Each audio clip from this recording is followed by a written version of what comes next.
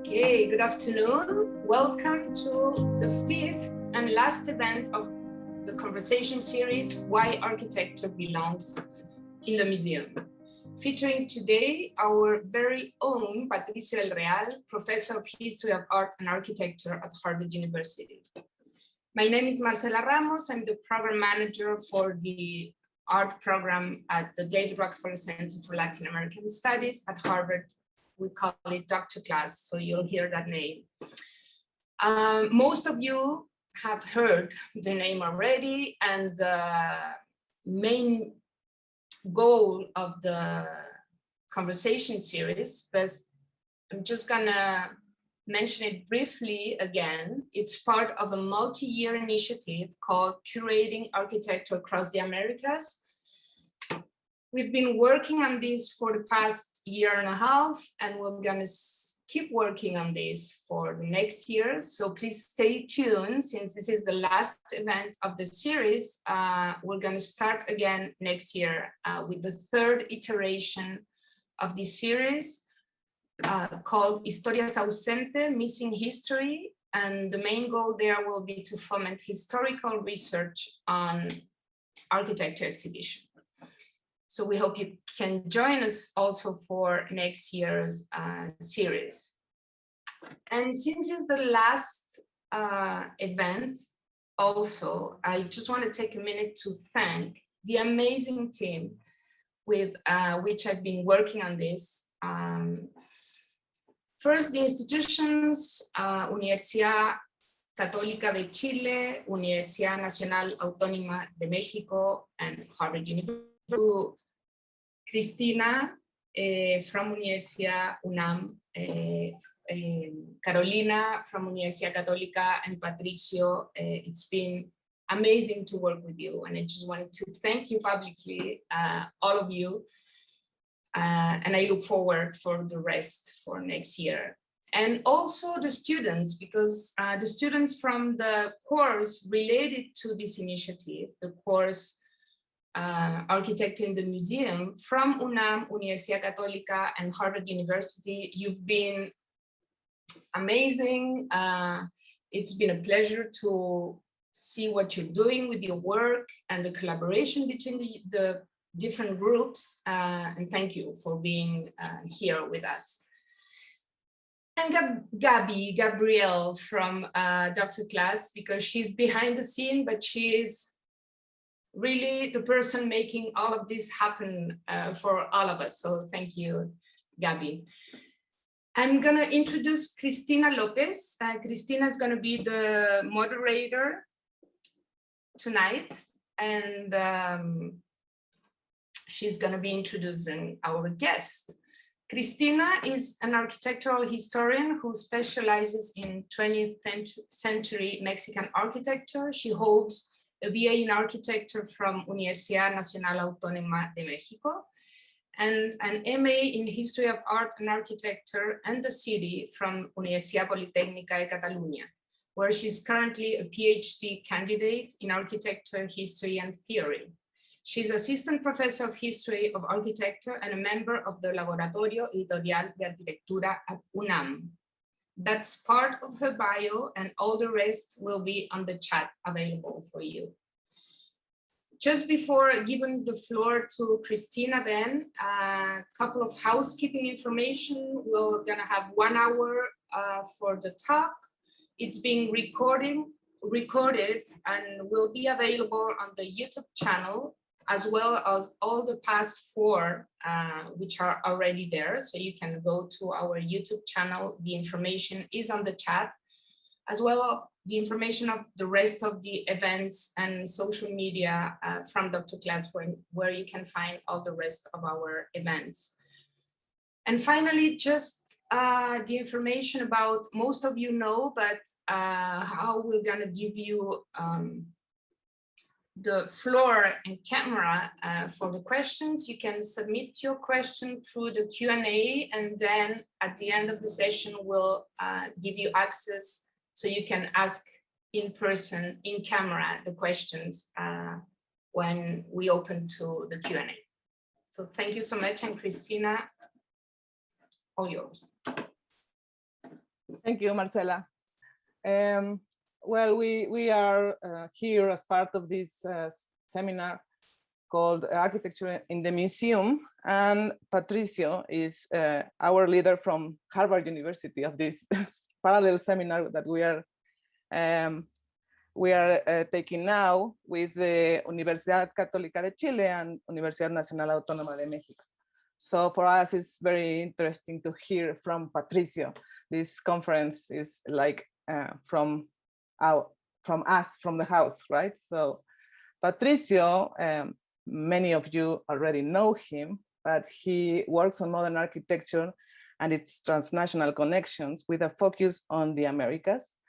And he is preparing his book, Inventing Latin American Architecture, Culture, Politics, and Race at the Museum of Modern Art, which examines the multiple architectural exhibitions and the relationship with MoMA as a cultural weapon. We are very much looking forward to the publication of this book, because for us it's a very important reference when studying architectural exhibitions. The full bio of Patricio, who is of course a professor in Harvard University, will be on the chat. So perhaps we can just go into the conference already. Thank you, Patricio. Gracias, Cristina. Let me share first.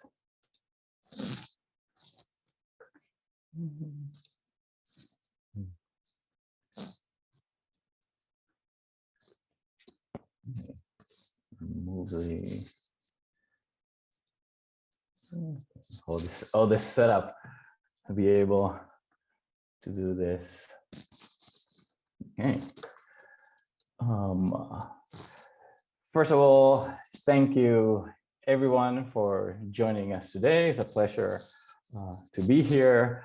And of course, above all, primero, antes que nada, thank you, Carolina.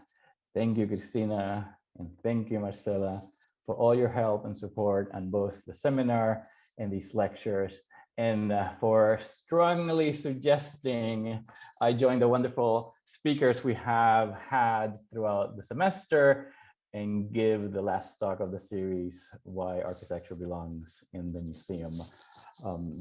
Today, we're going to look at the politics of exhibition making by focusing on two key exhibitions, the 1943 Brazil Builds and the 1955 Latin American Architecture since 1945, both which were organized and staged at the Museum of Modern Art.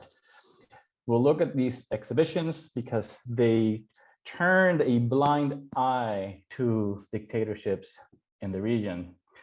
And as Cristina mentioned, I examined these and several other exhibitions in my forthcoming book, which in the whole process of bookmaking has changed title. Now it's titled Constructing Latin America, Architecture, Politics, and Race at the Museum of Modern Art. Actually, the original title that will come out next year. I'm happy to declare, hope, cross your fingers, under Yale University Press.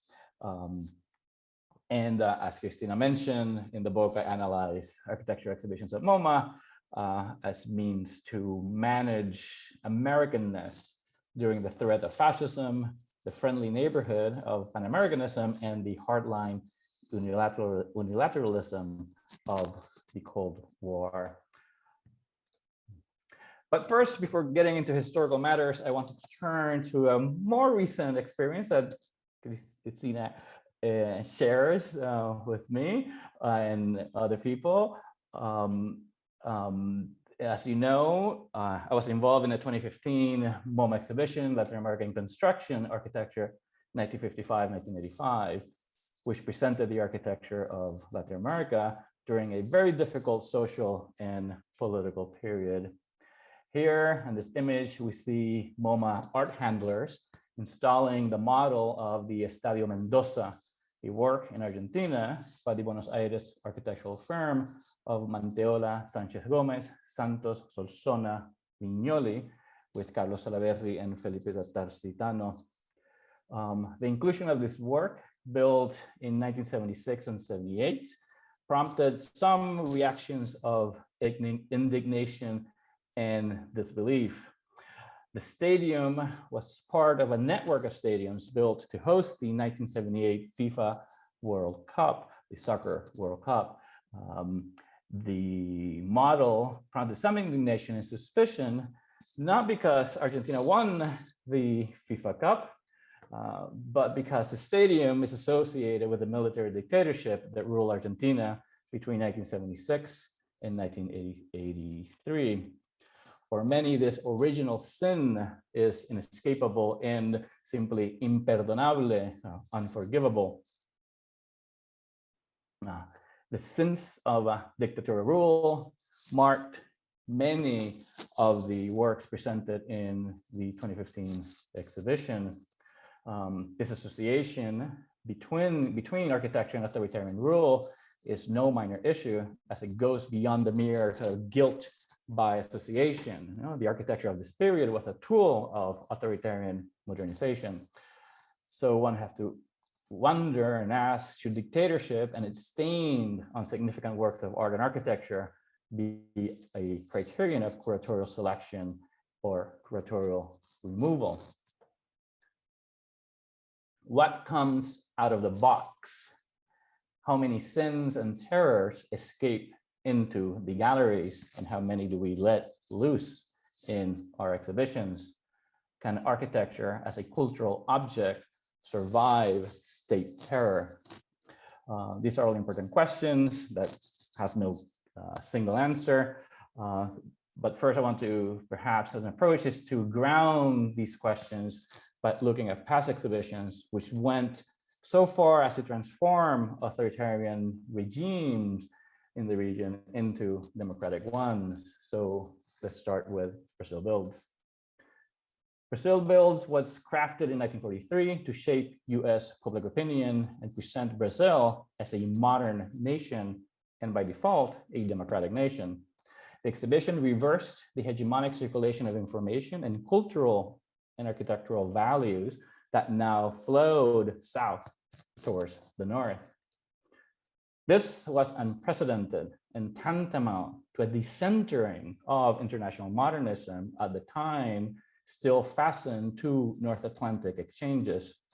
Brazil Builds made clear that architects in the United States and the world needed to pay attention to what was happening in Brazil. We can learn a great deal from the courageous architects of Brazil. Elizabeth Mock, who had helped organize the show, argued in the press in the United States. The fulcrum of this celebration was the today quite famed, and rightfully so, Ministry of Education and Public Health, designed by a team of Brazilian architects led by Lucio Costa and Le Corbusier as consultant. And we see here its staging in the opening, in the threshold of the exhibition of the old architecture section, the new architecture section, and we see the model here that now is part of the Museum of Modern Art's collections. But in short, the ministry building that was the centerpiece of Brazil Builds represented enlightened government. This praise and approbation survives in the catalog, which included the images of Minister Gustavo Capanema, along with fan director Rodrigo Melo Franco de Andrade, who accompanied Brazil's modern architects, as well as Philip Goodwin and Kidder Smith, who had organized the exhibition. And we see here Capanema, de Andrade, first Kidder Smith, and Philip Goodwin. Capanema's ministry and the Servicio de Patrimonio Histórico y Artístico Nacional, the National Historic, Artistic, and Patrimony Service, were integral to the success of Brazil Builds. So was the DIP, the Departamento de Imprensa y Propaganda, the propaganda and censorship machine of the Vargas dictatorship. A careful look at the catalog of Brazil Builds will reveal this other key institutional ground that enabled the MoMA show, with a quick thanks to the DIP's, the Departamento's Director of Tourism. Interestingly enough, and we can most likely talk a lot about that. But without irony, Brazil Builds curator Philip Goodwin, who we see here, and those involved in the exhibition presented modern architecture in modern Brazil as the vanguard of international modernism, an example for the future. And I quote Goodwin, other capitals of the world lag behind Rio de Janeiro in architectural design, while Federal Classic in Washington, Royal Academic Archaeology in London, Nazi Classic in Munich, and Neo-Imperial in Moscow are still triumphant. Brazil has had the courage to break away from safe and easy conservatisms. Its fearless departure from the slavery of traditionalism has put a depth charge under the antiquated routine of governmental thought, and has set free the spirit of creative design. The capitals of the world that will need rebuilding after the war can look to no finer models than the modern buildings of the capital of Brazil. Such celebrations equated modern architecture with enlightened government and helped veil the fact that the United States had enlisted the dictatorship of Getulio Vargas in the United Nations fight against fascism. This did not go unnoticed, yet in the context of the Second World War, any criticism on political grounds was to be summarily dismissed. After all, everyone involved was fighting the good fight. The struggle against authoritarianism, however, did not extend to Latin America. At the same time, it would be an error to simply dismiss Brazil Builds as a mere propaganda tool. Such reductive instrumentality shows profound disdain for the optimism that still, to this day, illuminates its core and is the reason why we return again and again to these exhibitions and the works in it, as we remain fascinated and enchanted by its images, its messages, and its promise. MoMA was not alone in cleansing the image of the Vargas dictatorship. The museum participated in a vast transnational information network that, under the Pan-Americanism of Nelson Rockefeller's Office of the Coordinator of Inter-American Affairs, also known as the CAAA, employed every possible means to wage psychological warfare in the Americas. The war transformed architecture into a tool of propaganda, all to help mold and control public opinion and keep the supply chain of strategic materials going. This was done through a specific mechanism of private-public MoMA US government partnership in accordance with the well-established private management of culture in the United States. For example, the Rockefeller office funded only the Brazil Builds catalog. Everything else was paid for by MoMA. These collaborations were built early on and embodied by museum personnel that made MoMA intersect Rockefeller's Washington office. Monroe Wheeler, for example, who we see here, who was the director of publications at MoMA, was also the chairman of the publications committee of Rockefeller's Washington office. And we can build on these kind of embodiments of the links between the museum and the Rockefeller office and the US government. Brazil Builds participated in a vast Pan-American network that went beyond MoMA, and even at MoMA, it was part of a concerted war effort. And there are many exhibitions, as the Latin American collection of the Museum of Modern Art, Road to Victory, Airways for Peace, The Americas Cooperate, United Hemisphere poster competitions, and we can keep going on. MoMA's involvement with the war effort was no hidden agenda. This was, however, not the case with the 1955 exhibition, Latin American Architecture since 1945, which, although elaborated in the context of the Cold War, presented the region as if immune to its politics. Before we get to this, it's important to stress that the experience of the Second World War allowed the museum and MoMA's architectural department to have a global reach. Here we see the international activities of the Department of Architecture from 1943 to 1946, compiled by then curator Elizabeth Mock. The map represents the global reach and outward international projection of the department. In other words, it presents the countries that received architecture and design exhibitions of one kind or another, as well as publications, perhaps even reports, photographs, slides of architectural works.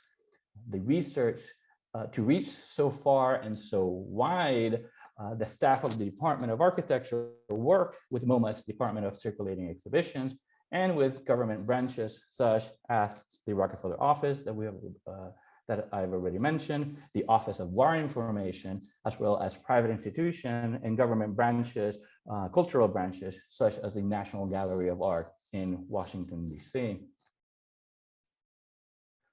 MoMA capitalized on its Latin American experience and projects for the Rockefeller's Washington office, which had created an inter-American network composed of US citizens living abroad and local businessmen and industrialists that forward the Pan-American agenda set by Washington. If we see here on your right, a mapping of the different Pan-American centers linked to Rockefeller's office.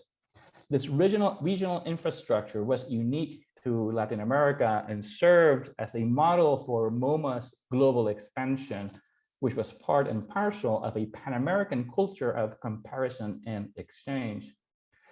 This created a clear Pan-Americanist sensibility within the museum itself.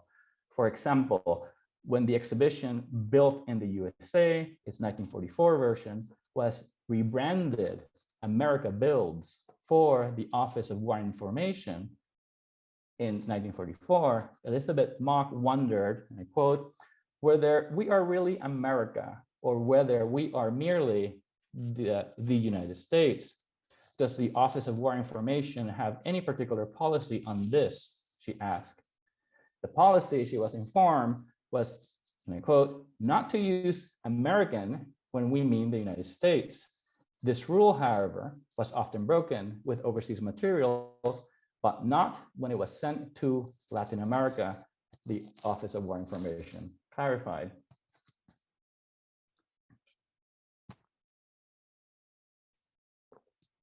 Created in 1952, MoMA's international program crystallized the museum's war experience and enabled its post-war global projection.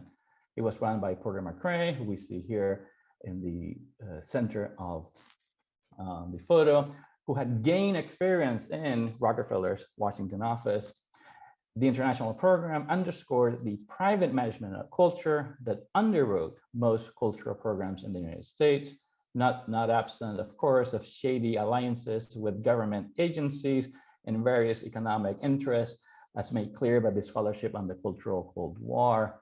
McCrae's program, however, did not only export US culture abroad, it also imported select cultural statements, such as Latin American architecture, for US consumption. And this kind of exchange is important. It was actually quite fascinating, is that the architecture department was central in importing architecture from the world to the United States. The 1955 Latin American Architecture Show was commissioned by MoMA's international program and supported by Monroe Wheeler, Director of Exhibitions and Publications, who wanted to establish standards of excellence in Latin America's modern architecture by singling out the finest things they had done. MoMA's Architecture and Design Department, headed by Philip Johnson, commissioned Henry Russell Hitchcock and Rolly McKenna to do the survey of the region, and the exhibition was staged by Arthur Drexler. So we have here all the people involved in the complexities of the show. One has to wonder, however, why did MoMA, its international program, and its architecture and design department call upon Latin American architecture at this time in 1954-55? The exhibition came into being amid cultural and political tensions in the United States. Modern architecture was not without controversy and political opposition. This, in fact, has been the case since the whole history of MoMA's involvement with modern architecture, and certainly that opposition was also present in Brazil Builds. So this kind of opposition to modernism is something that can be traced through all these exhibitions. The 1953 exhibition's architecture for the State Department, for example, which included US embassies in Rio de Janeiro and Havana, which we see here on the right, helped combat staunch critics of architectural modernism in the United States government, as Jane Loeffler has argued in her book on the FBO, the State Department program on foreign embassies. At the same time, however, this exhibition helped veil the conservative turn in the United States government that worked at dismantling any remnant of bilateral Pan-Americanism, such as cultural exchange programs that undergirded MoMA's exhibitions, and brought back aggressive interventionist and covert policies under the then Secretary of State, John Foster Dulles. In 1955, MoMA effectively brought the modern architecture of the region to a US public, presenting its evolution from 1943 to 1955. As Drexler noted, the show was the museum's second survey, first being, of course, Brazil Builds. The social and political context, however, had significantly changed since 1943. Cultural Pan-Americanism was on the wane and under attack, and the museum's relationship with the United States government had seriously deteriorated. As early as 1946, conservative ideologues had accused MoMA of being a site of communist infiltration. Growing red hysteria advanced a traditionalist aesthetic predicated on anti-urban and anti-cosmopolitan values, prompting Alfred Barr himself to go public in 1952 to explain why modern art was not communistic.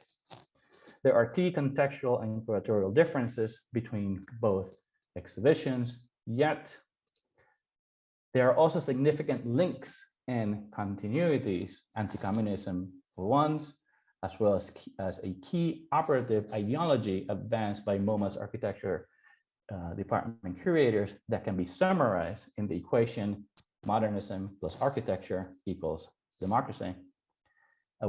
All willful silences and manipulations led to this formula, which underwrote most, if not all, exhibitions produced by MoMA's Department of Architecture and Design.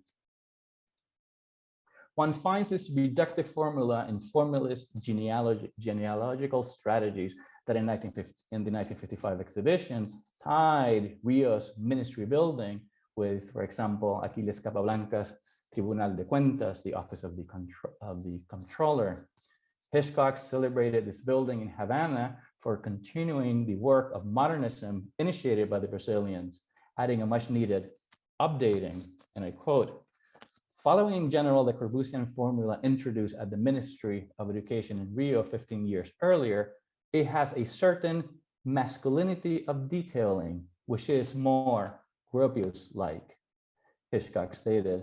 In other words, Capablanca's building was more within the US architectural orbit. Hitchcock and everyone associated with the 1955 exhibition conveniently left out that a dictator, Fulgencio Batista, offered a different kind of masculinity to the Cuban people at this time. One can read the 1955 exhibition as a series of deceptions, an accumulation of erasures, doublespeak, and the exploitation of formal and staging devices to guide reception and reinforce a particular phenomenological experience. Starting from the reduction and complete domestication of nature with this truly bizarre and odd trooping of flowers that we see here in front of the title wall, accompanying a very pithy text. I mean, it's kind of completely bizarre. You just walk out and the first thing you see is these things. I'm still trying to understand why, but nonetheless. 15 panels carrying images of key Latin American works we called Mistian aesthetics and early 20th century avant-garde neoplasticism.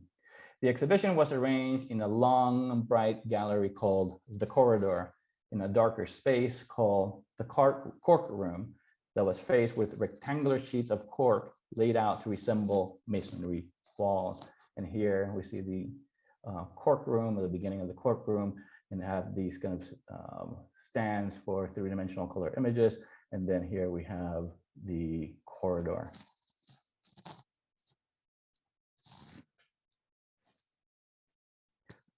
At one end of the corridor, one found this magnificent panoramic view by photographer Rolly McKenna of the mammoth Cerro Piloto housing project in Caracas, Venezuela. Public housing emerged as a central concern of the exhibition and Latin America itself, manifesting in the views of no other than Lewis Mumford, a, and I quote, freshly awakened social consciousness. Opposite Cerro Piloto and next to the entrance of the exhibition was an equally large photomural of a photo by Marcel Gattero of Oscar Niemeyer's San Francisco Church at Pampulha in Brazil. Both projects, Pampulha and Cerro Piloto, the church in Cerro Piloto, violated the parameters of the exhibition. You can see here, one would enter here. Here we have the Pampulha photo mural, and at the very other end, the Cerro Piloto, and you see here the panels of in the corridor. So both projects violated the parameters of the exhibition, the Venezuelan for not being finished, the Brazilian for being completed in 1944, contrary to what the title of the exhibition stated. But really, such curatorial transgressions were not uncommon. And more important are the implications of their inclusion and their curatorial staging. With Pampulha, the exhibition gestured clearly back to Brazil Builds, summoning a work not included in 1943, both as conclusion of the first phase of the region's architectural development and as a departure for a new chapter of modern architecture in Latin America. Both works had been born under the sign of dictatorship. In 1953, Brazil's preeminent art and cultural critic, Mario Pedrosa, had castigated Pampulha for being born out of the desire of, and I quote, a group of plenipotentiary rulers for love of their prestige who decided, like absolutist princes of the 17th and 18th century, to build this magnificent whim. In short, Pedrosa warned that the modernist fruits of the period's exceptional political conditions, in other words, born from the Vargas dictatorship, had quickly rotten under the continued desire for prestige, status, and authority of Brazilians, of Brazil's politicians. Pedrosa will later castigate Kubitschek for building a new Pampulha called Brasilia. We see Kubitschek here behind Vargas, and Valladares, who is the governor of Minas Gerais, all going up the ramp of Niemeyer's yacht club. What Pedrosa sought of Venezuela's mammoth housing projects built under the regime of Marcos Pérez Jiménez, which we see here, is for us to guess. Hitchcock, however, in uncharacteristic fashion and speaking at London's Royal Society of Arts, noted that no dictator, and I quote, no dictator is happy unless he has embarked on a vast university or series of housing developments to which his name can be attached. So you have, in the very social immaturity of these countries, conditions more conducive to elaborate architectural expressions than the bureaucratized states of Europe. The social immaturity of Latin American countries, Hitchcock argued, underwrote the region's monumental works, no matter if they had been produced under dictatorships or not. For him, monumental works in Latin America were born from a cultural preference that he found as a sign of an Iberian temperament. Works like university cities express authoritarian desires, absent in democratic Western bureaucratic nations. They reveal a mismanagement of the vital energies of post-war architectural production. These works brought about a temporal lag that recall the immediate past of the Second World War and cast doubts on the region's future. In London, Hitchcock expressed the period's continued preoccupation and distrust with monumentality, and so repetitiously reiterated Lewis Mumford's 1937 fundamentalist thesis, I quote, "If it's a monument, it cannot be modern, and if it's modern, it cannot be a monument." Of course, this will be the central question of the post-war period in architecture, addressed by many. Hitchcock's comments gestured to actual sociopolitical conditions as well as to serious structural problems in the region's government, but transformed through quick, schematic, and superficial brushstrokes to add some realist color to his lecture. His remarks effectively supported ingrained stereotypes that saw Latin America as if populated by caudillos. In short, Hitchcock effectively advanced the general hegemonic idea of the period that can be summed up in the equation Latin plus America equals dictatorship. Monumental Public's work in Latin America, which expressed the dark side of the Iberian temperament, made clear the need for some good old US American guidance and business know-how, and for MoMA to set the aesthetic standards for the region. In the main gallery, Drexler arranged a field of former relations and narrative actions, all under one critical overarching curatorial move, the continuous luminous ceiling, which we see here. At MoMA, key works of Latin American architecture, monumentalized in photo panels, appear under the hallmark of US corporate modernism, the luminous ceiling, as the light of post-war democracy. The continuous luminous ceilings had been first developed by Saarinen and Associates for the General Motors Technical Center between 1953 and 1956, and had quickly spread to commercial and corporate buildings in the United States, as shown here in SOM's magnificent manufacturers, Hanover Trust Bank. The lead designer was Gordon Bunshaw, which is just blocks south of the Museum of Modern Art.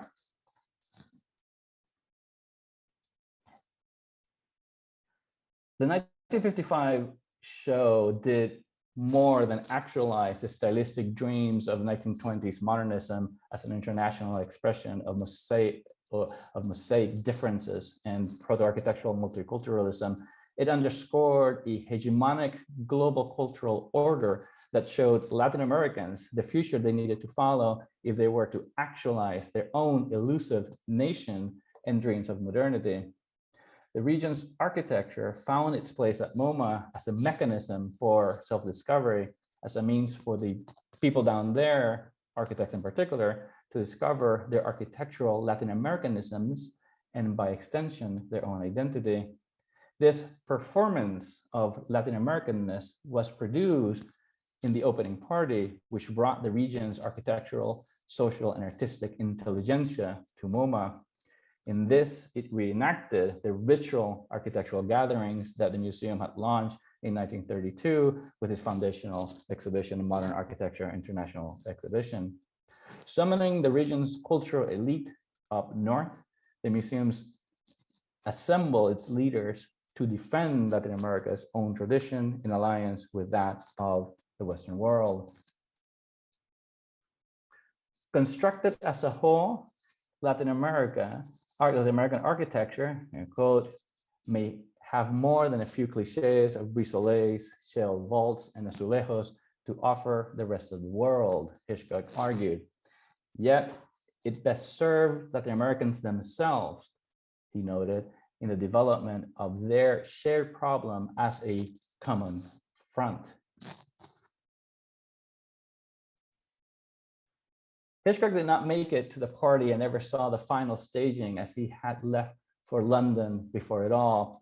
His remarks on the need for a common front is seductive and enticing, and perhaps can be read as a warning on the rising power of US corporations, businesses, and political and cultural interests. His call for a common cultural front can be interpreted as a bulwark against US post-war political hegemony. Working within the extensive field of Cold War messages, MoMA exhibitions served as propaganda tools that reinforced the political atmosphere of the Cold War period. They could also be used for precise strategic purposes. Early in November 1955, the Museum of Modern Art prepared itself to receive a distinguished foreign dignitaries. With Latin American architecture since 1945 about to open, MoMA would warmly embrace the president of Guatemala, Carlos Castillo Armas, and his wife, Odilia Palomo Pais. A year before, in June 1954, Colonel Castillo Armas had deposed the democratically elected president, Jacobo Arbenz, with the help of the Central Intelligence Agency. The Guatemalan affair produced a series of well-orchestrated manipulations, today we will call it fake news, that sought to transform the violation of democratic law into a heroic anti-communist act, remaking Castillo Armas into a Cold War warrior and legitimize the rigged presidential elections of October 1954. A hero's tour of the United States was organized by the Operations Coordinating Board, a US government committee that oversaw all covert operations and was accountable only to the United States president, in this case, President Eisenhower. Castillo Armas' visit was a psychological action program that called upon key US and New York City institutions to stage this farce. Among these institutions was the Museum of Modern Art. In New York City, the mayor, the Pan American Society, and institutions such as Columbia University and Fordham University praised Castillo Armas as a defender of human dignity, honoring him with a parade and honorary degrees. The New York Times carried Castillo Armas' address to the United Nations in full and lauded a progressive first lady interested in gaining new ideas to apply in social welfare and education. The dictator and the first lady's visit to MoMA was unexpectedly canceled due to sudden illness, sadly, for historians. So we have no trail of panegyrics and celebrations and commentaries and all that we would love to find in the archive. So we can only speculate on how the museum would have deployed its very ample cultural weapons during this visit, and wonder whether in his walk through the exhibition with the Guatemala's first couple, if Drexler would avoid, for example, Niemeyer's unconsecrated church at Pampulha, would he steer him and the First Lady to Villanueva's Aula Magna with Calder's superb acoustical clouds, or contemplate Cerro Piloto housing that we have seen already, all under the dictatorship of, produced under the dictatorship of Marcos Pérez Jiménez, as I already mentioned.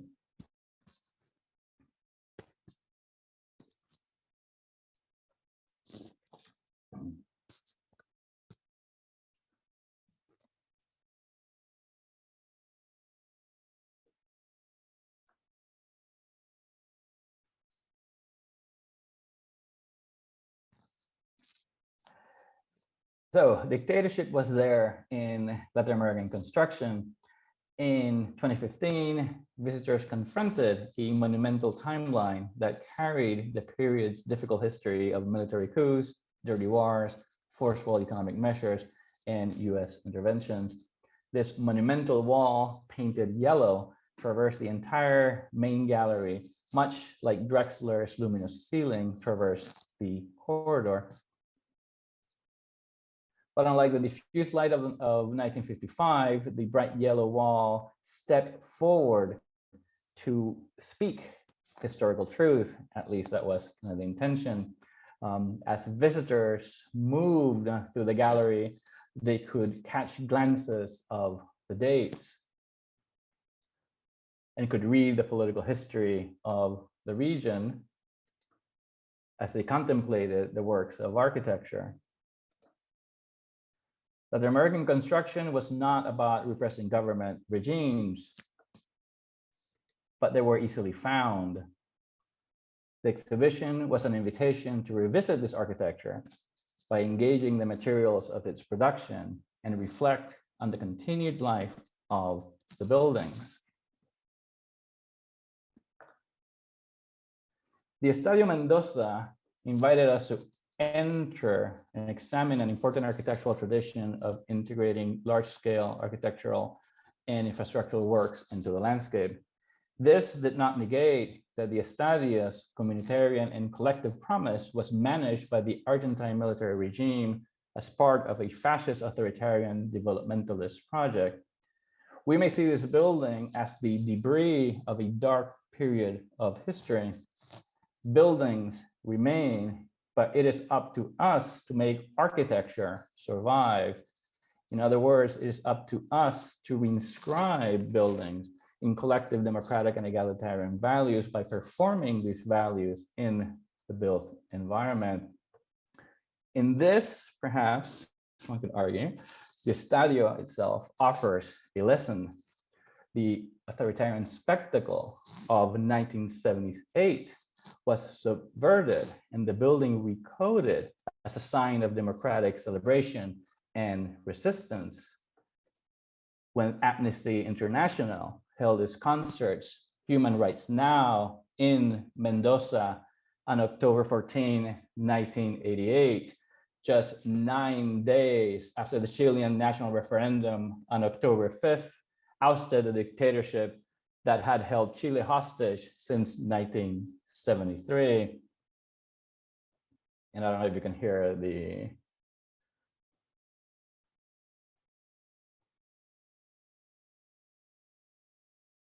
clapping and the excitement.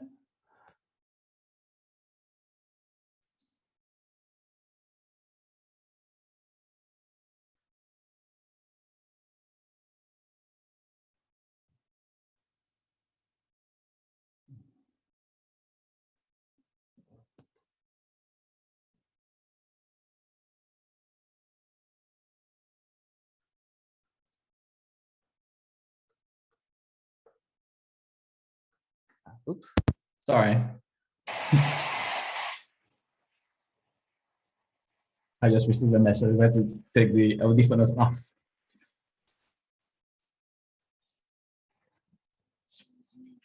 So we will not say in the concert yet. And as the image of the concert show, in all, it is up for us to perform the kind of architecture we want, and in the end also to let hope out of the box.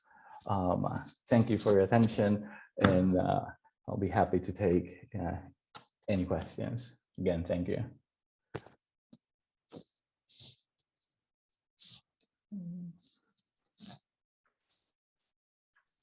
Thank you, Patricio, for this.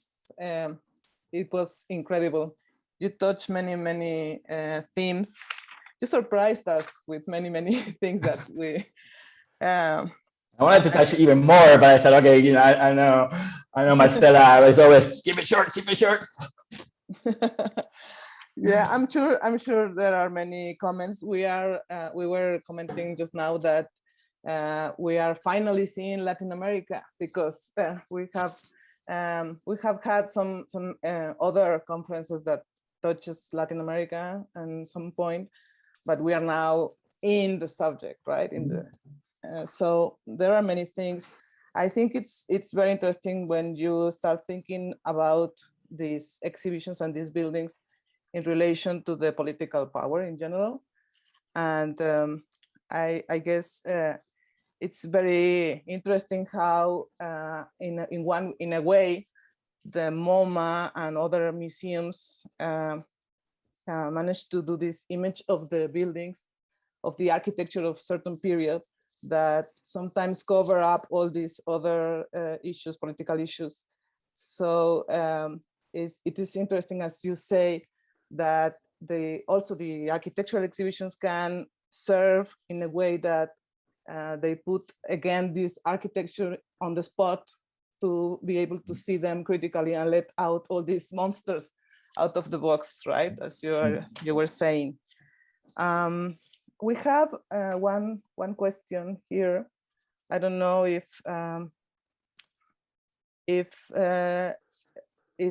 she's gonna be reading it. Marcela, is Lily Q? Yeah, she's there. Lily Q. I don't know if I'm pronouncing it correctly. Do you want to ask your question to Patricio directly? Can you turn on your camera? Hi, I'm a student from Toronto, and I'm just wondering, how do you see like Latin American culture kind of leading the way in museum curation, and where are some like hotspots perhaps that you see this happening? Mm-hmm. Thank you, Lily, and hello to Toronto. Thank you for joining us and to making this truly a Pan-Americanist or a whole continental discussion. I think the curatorial culture in Latin America is, before the pandemic, is a very vibrant one. I mean, there are incredible museums and incredible curators all across the region that are participating and are sort of advancing a very strong curatorial agenda. I mean, people who come to mind is Natalia Makhlouf in the Mali, in Lima, who does wonderful work. I've been fascinated from her writings, and of course, her curatorial work. And also, just also pops into my head is Julieta Gonzalez, who also did a wonderful exhibition called Memories of Underdevelopment that sort of brought in sort of the 60s and 70s in the question of developmentalism in art and sort of the breakaway from this high modernism that I've been presented, through artistic practices and some architectural work. I think there's much more to be done in on the line of architecture and really try to bring sort of practices that in their own way challenge the hegemonic modernism as we know it, worked within hegemonic modernism also to sort of try to open it up to more participatory practices. Of course, we always have the brilliant example of Lina Bobardi, but there are many others that we can start to mention. And this is one of the things that we try to actually bring and kind of excavate and present in this humongous archive that we brought at MoMA, thanks to Barry Bergdahl, Pancho Lerner, and Carlos Comas, and the whole team that worked, Cristina, also who was involved in the exhibition, to find such a wealth of architectural production that brings to mind, for example, the cooperative movement in Uruguay, right, of self-building and self-financing, right? That is a tremendous contribution to the history of architecture, right? Which is completely unknown. So one of the things that we actually try to do is to uncover and bring these works precisely to entice you guys, the general public also, to try to learn more and to actually bring these practices within historical research that's much needed, not because it's not being produced, because a lot is being produced in the region, in Latin America, in wonderful scholars and universities, but we need to establish the connections and the mechanisms to actually have these conversations. I think that's tarea pendiente. This is something that we need to build upon, and this is why we're actually doing this program. And so my also exhortation to you, Lily, is to actually forward this agenda in Toronto to carry it, to ask people there to actually start engaging and actually establishing this link. And there's wonderful institutions also in Canada that are actually pursuing these kind of links. We have seen the CCAA in the lecture series. So, you know, there's much to be done. I'm sure I'll be able to bring other people into the mix, because there's tremendous, or, you know, again, before the pandemic, there's tremendous push in curatorial works and museums, and mainly in art. I think in architecture we actually need to contribute and to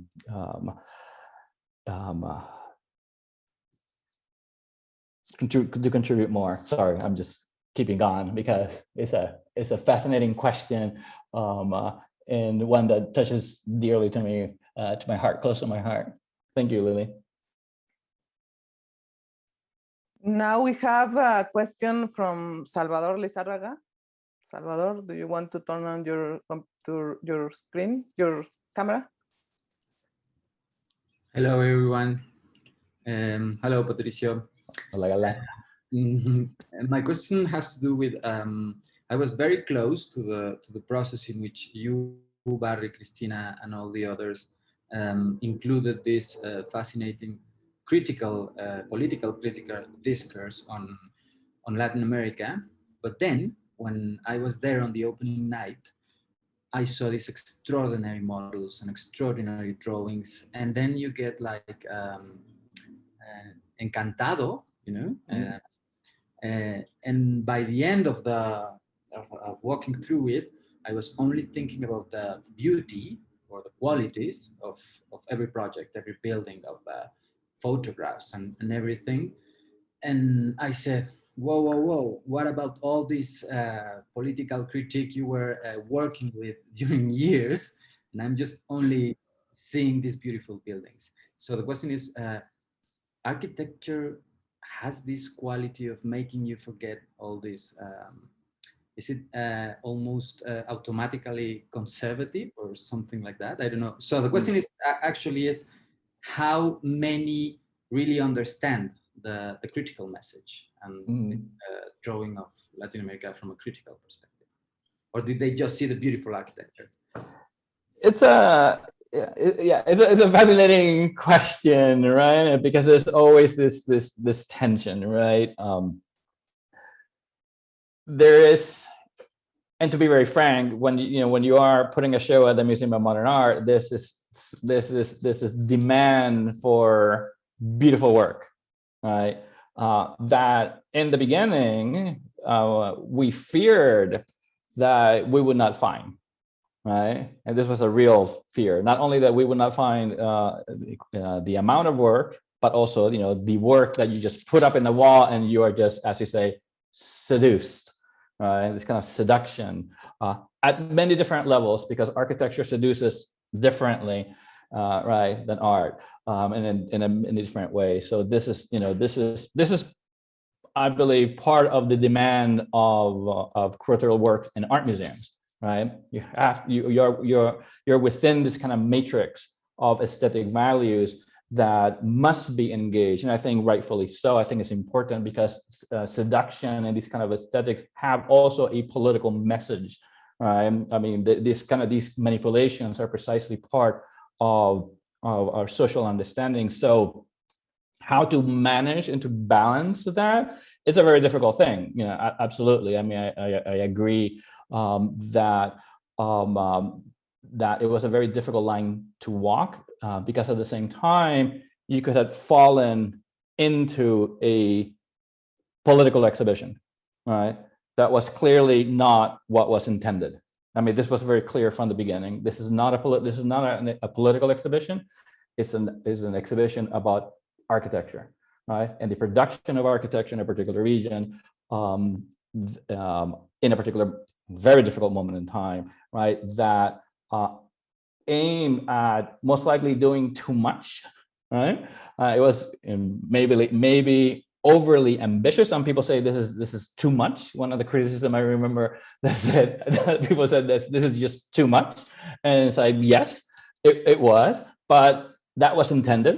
Actually, this kind of overabundance, this kind of accumulation, right? As also, I truly believe as a political statement, as a cultural political statement, is saying, look at all this that we have yet to see in the at least in the United States, right? So look at what this incredible, humongous, completely diverse region has produced, and we haven't seen, right? And the history of architecture hasn't even touched not even the top of it, right? So so I think that's part of the statement of the exhibition, and again, it is something that has to be crafted and presented in also an accessible way, right? Of all of them, I think the housing wall, the yellow wall, the wall that accompanied the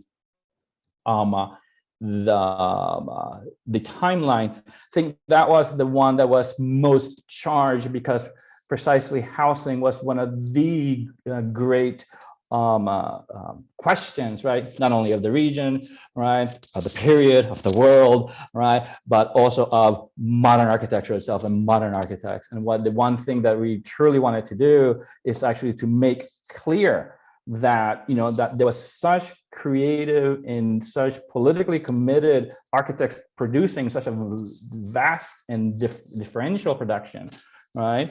That was, I think, very, very, very, at least for me, I think it was actually, clear, the intention. If it was too much, perhaps, but in the end, I guess, we can say we were Baroque about it, but. Yeah, I remember also that, I'm sorry, Salvador, go ahead. Just said thank you. I remember that when we were preparing this exhibition, well, I was helping just from the point of view of Mexico. Very much. And Salvador also very much. We could, and again, sorry to interrupt you, but we could have not done this exhibition without the help, the incredible help, right, of people like Cristina in Salvador, in Mexico, all across Latin America. It would have been impossible. So I think one of the key issues also of this exhibition, of the politics of this exhibition, of staging this exhibition, was actually that it assembled, right, this incredible team, and this was unique, and it has particular, in my perspective as a historian, it has particular important moments of references.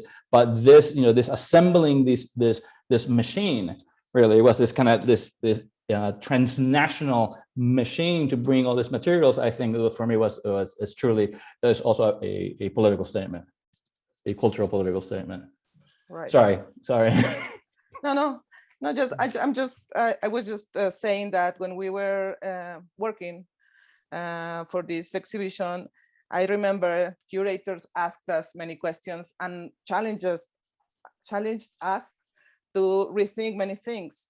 For instance, just the housing wall or the dates, it forced us to go outside of the perceived history, right? For instance, I remember that the dates were saying like that person becomes president of Mexico, right?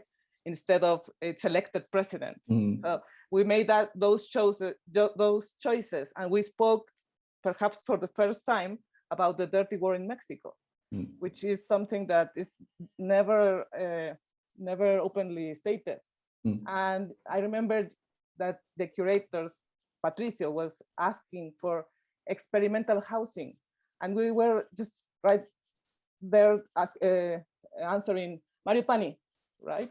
We only come with Maripani, and they said, yeah, we know, but more things. And they spoke about Previ, for instance, and we didn't realize that we are always looking at the same things and looking at the aesthetic qualities and not thinking outside the box.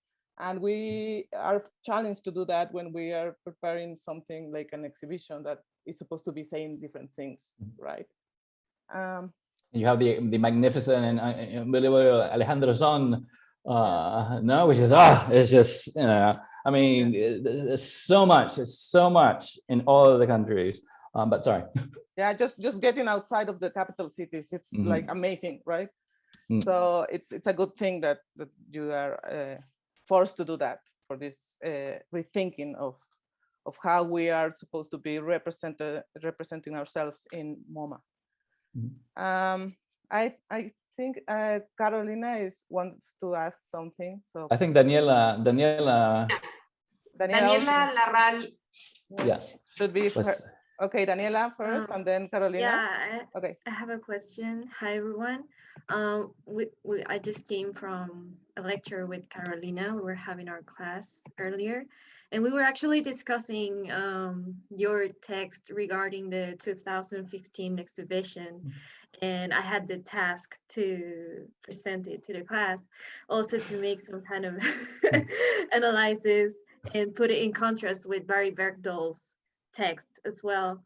So with that, not comparison, but that parallel reading, we came across the question of what actually modern can mean for Latin America. And by quoting Bergdahl, is it really an independent and an autonomous development that we can actually learn from, by stating learning from Latin America? Or and how do we deal with the dictatorship veil that you mentioned, that I actually found very interesting? And how do we deal with that veil in the development of our architecture, if we can actually call it ours? Those are my questions. No minor questions. Gracias, Daniela. Sorry. What do you think modern means? Modern, which I think we can cite both the magnificent Octavio Paz, but also Mario Pedrosa. Ser moderno es una condena. No, and I think, when they said it, and I think both kind of said it at the same time, in reference to Brazil and Mexico, and there's no, there's an interesting coincidence in that it's a condena, because it is also a must, but also there is something that we must get over, right? That we must ultimately always question what is this kind of process of modernity, because and this is a very difficult question, right? But I think most of the architecture that we study, right, is fundamentally connected to power, as in everywhere else. Architecture is connected to power, but in Latin America, in Latin America, this thing that we don't know what it is, right? But in Latin America, when you localize this power in Chile, in Brazil, in Mexico, it takes a particular form, and we have to be very mindful, that architecture needs power to build, right? So it's always complicit. We always have to, be lifting this veil, but it also be cognizant, right, in how you align yourself as an architect, right? It really depends on how you're asking the question. For me, are you asking as an architect? Are you asking as a historian? Are you asking as a curator? Right, because they all have different sort of answers, right? But I think also maybe the one that brings all together. And I know I'm not offering an answer, because I don't think this question is actually answerable, is what it means as a citizen, right? What it means as a citizen in a particular place, to be modern. Is it worth it to be modern when, modernity has, eradicated, pueblos indígenas? For in the name of modernity, right? We have devastated right, the ecology? I mean, I think we have, these are very serious questions that we have to answer.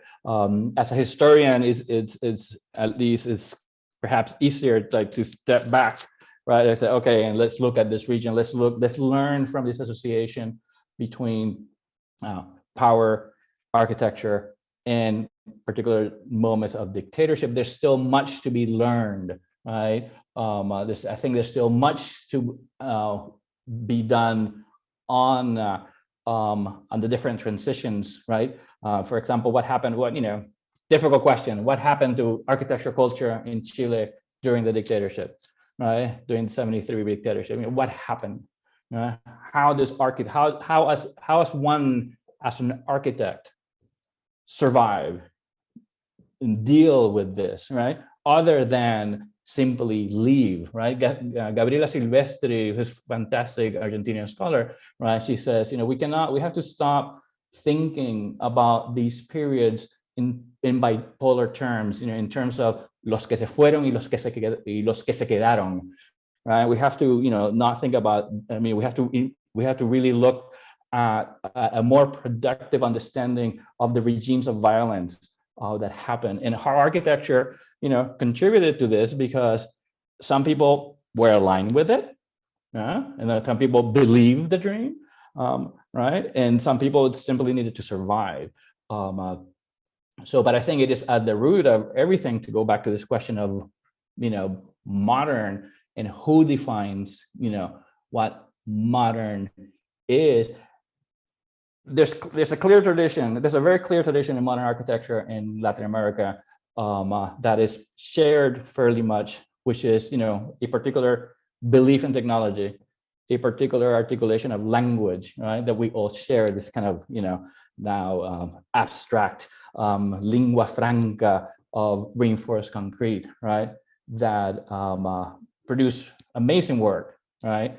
But at the same time, there's a huge price to pay to actually being able to produce this. And the important thing about the question is that we are still suffering, right? Or paying the price for these buildings, these cities, these imaginaries.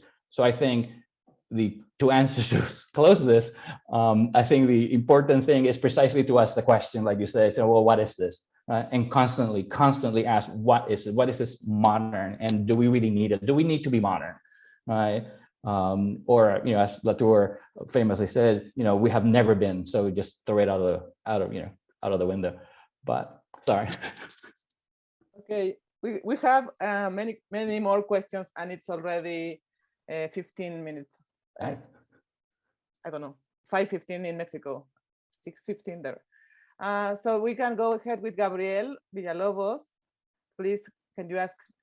Carolina said that she's already answered by the previous one. Yeah. So can you turn on your mic, Gabriel? Sure, just the mic, or yes, just the camera. La cámara. Yeah. No? All right. Hi, thank you. The question I had written is just off of what you guys were talking about in regards to MoMA's last exhibition. Well, in general, all the exhibitions that you've talked about. I think it's interesting to wonder to what extent museum exhibitions can function as sort of analytical tools to study architecture. Like how can we measure that? And I think that sort of can help us answer the question, like the question of the entire series, why architecture belongs in the museum, like why and when does it belong in the museum? Like when is it effective to showcase architecture in the museum and then use that as a sort of tool? Mm-hmm. That's, yeah. No, I'm absolutely. I think, as you mentioned, exhibitions are analytical tools to examine architecture. I'm more interested in using exhibitions as tools to examine the history of architecture and historical moments in architecture rather than contemporary works. I think that's falls within a completely different sort of realm that has to do with the production of cultural values, right? So I think one of the things that the Latin American construction does that's completely different than the other two that I showed, right, is that it is truly examining a historical moment, right? Brazil builds and Latin American architecture since 1945 were more almost journalistic, right? And in their journalism, it attempted to be not only record the present, but actually deform sort of the present. So I think part of the very important work of a curator, right, in presenting architecture through a curatorial lens is to not deform the historical record, right, which is very difficult to do because there are many forces, right, happening, right, within the exhibition, but at the same time, I think what architecture exhibitions, at least in museums of art, allow you to do is to actually question what the historical record is, right? The historical record is not, you know, it's also you can also frame it, question it, determine it, rewrite it, and use it, right, to actually open a greater perspective on that particular historical moment, right? So, and again, which brings us to the question of seduction that Galo Salvador kind of brought in, right?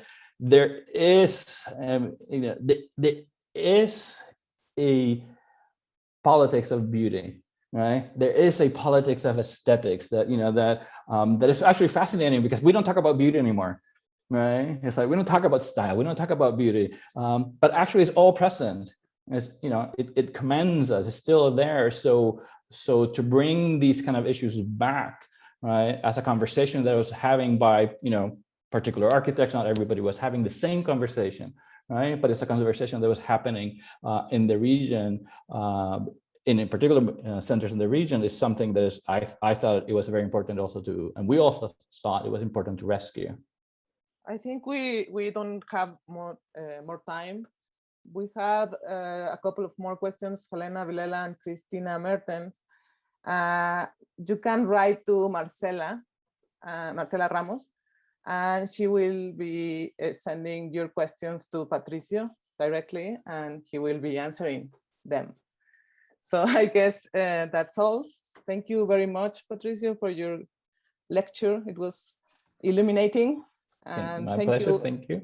Thank you, everybody, for being here. I don't know if Marcela wants to say. Just thank you mostly to all the students who are connected and have been connected during the whole semester. We're going to be with you next year, so we'll make sure you receive the information as well as all of our guests. And thank you to the whole team. And my contact is on all the information related to the event, so please feel free to send me an email and we'll respond to the questions that are still in the air. Thank you to you, Marcela. Ciao, ciao, Patricio, Cristina. Ciao. Un placer igual. Gracias. Bye, adiós. Bye, bye.